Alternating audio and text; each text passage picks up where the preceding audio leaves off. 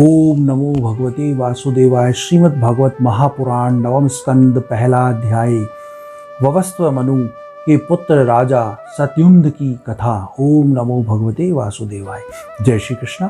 राजा परीक्षित ने पूछा, भगवान आपने सब मनवंतर और उनमें अनंत शक्ति रखने वाले भगवान के द्वारा किए हुए ऐश्वर्यपूर्ण चरित्रों का वर्णन किया और मैंने उसका श्रवण भी किया। आपने कहा कि पिछले कल्प के अंत में द्रविड़ देश के स्वामी राशि सत्यव्रत ने भगवान की सेवा से ज्ञान प्राप्त किया और वही इस कल्प में वैवस्व मनु हुए। आपने उनके इक्ष्वाकु आदि नरपति पुत्रों का वर्णन किया। ब्राह्मण आप कृपा करके उनके वंश और वंश में होने वाले अलग अलग चरित्र का वर्णन कीजिए।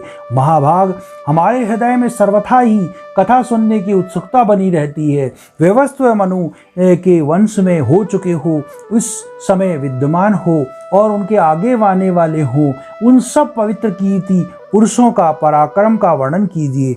सूत जी कहते हैं, सौनकादि ऋषियों ब्रह्मादि ऋषियों की सभा में राजा परीक्षित का यह प्रश्न किया।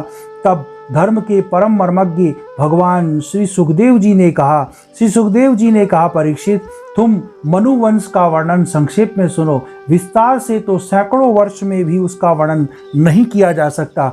जो परम पुरुष परमात्मा छोटे बड़े सभी प्राणियों के आत्मा है, प्रलय के समय केवल वही है। वह विश्व तथा और कुछ भी नहीं था। महाराज, उनकी नाभि से एक सुवर्णमय कमल कोश प्रकट हुआ। उसी में चतुर्मुख ब्रह्मा जी का आविर्भाव हुआ। ब्रह्मा जी के मन में मारीची और मारीची के पुत्र कश्यप हुए। उनकी धर्मपत्नी दक्षनंदिनी अदिति से विवस्वमान यानी सूर्य का जन्म हुआ। विवस्वमान की संज्ञा नामक पत्नी से श्राद्धदेव मनु का जन्म हुआ। परीक्षित, परम मनस्वी श्राद्धदेव ने अपनी पत्नी श्रद्धा के गर्भ से 10 पुत्र उत्पन्न किए। उनके नाम है इक्ष्वाकु, नृग, सरयाति, दृष्ट, धृष्ट, करूप, नरिशंत, प्रशंत और नभग एवं कवि। वैवस्व मनु पहले संतानहीन थे। उस समय सर्वसमर्थ भगवान वशिष्ठ ने उन्हें संतान प्राप्ति कराने के लिए मित्रा वरुण का यज्ञ कराया। यज्ञ के आरंभ में केवल दूध पीकर रहने वाली वैवस्व मनु की धर्मपत्नी श्रद्धा ने अपने होता के साथ पास जाकर प्रणाम पूर्वक याचना की कि मुझे कन्या ही प्राप्त हो। तब अधर्व्यु की प्रेरणा से होता बने हुए ब्राह्मणों ने श्रद्धा के कथन का स्मरण करके एकाग्र चित्त से वस्ताकार का उच्चारण करते हुए यज्ञ कुंड में आहुति दी। जब होता ने इस प्रकार विपरीत कर्म किया, तब यज्ञ के फलस्वरूप पुत्र के स्थान पर इला नाम की कन्या हुई। उसे देखकर श्राद्धदेव मनु का मन कुछ विशेष प्रसन्न नहीं हुआ। उन्होंने अपने गुरु वशिष्ठ से कहा, भगवान आप लोग तो ब्रह्मवादी हैं, आपका कर्म इस प्रकार विपरीत फल देने वाला कैसे हो गया? अरे यह तो बड़े दुख की बात है। वैदिक कर्म का ऐसा विपरीत फल तो कभी नहीं होना चाहिए।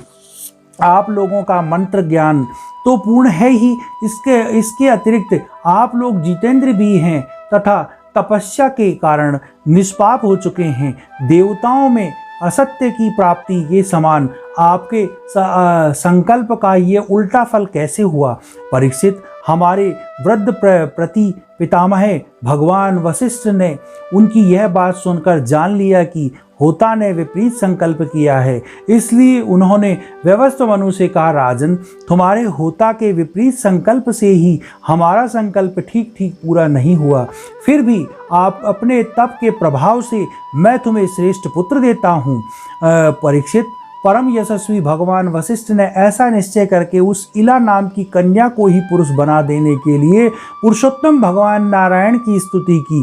सर्वशक्तिमान भगवान श्री हरि ने संतुष्ट होकर उन्हें मुंह मांगा वर दिया, जिसके प्रभाव से वह कन्या ही सद्युम्न नाम का श्रेष्ठ पुत्र बन गई।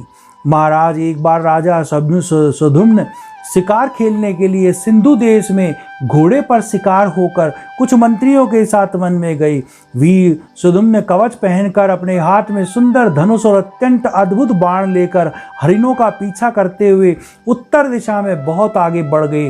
अंत में सुदुम्न मेरू पर्वत की तलहटी के एक वन में चले गए। उस वन में भगवान शंकर पार्वती जी के साथ विहार करते रहते हैं।